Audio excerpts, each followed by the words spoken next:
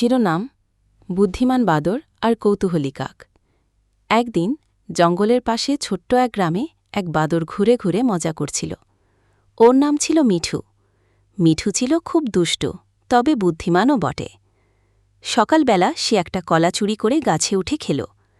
সেটা দেখে এক কাক নাম টুকু ভাবল, এই বাঁদর তো খুব মজা করছে, আমিও একটু মজা করি।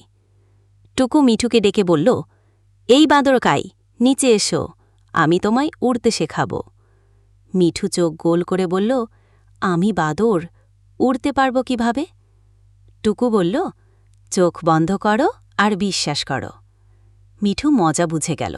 সে বলল, আচ্ছা, আমি যদি চোখ বন্ধ করে ঝাঁপ দিই, তুমি ধরবে তো? টুকু বলল, হুঁ হুঁ, ধরব। মিঠু চোখ বন্ধ করে ঝাঁপ দিল, আর থপ করে একটা কলা গাছে পড়ে গেল। টুকু তো হেসে গড়াগড়ি খায়। মিঠুও হাসতে হাসতে বলল, ঠিক আছে ভাই কাক, আজকে তোদেরও বানর বানিয়ে দিলাম।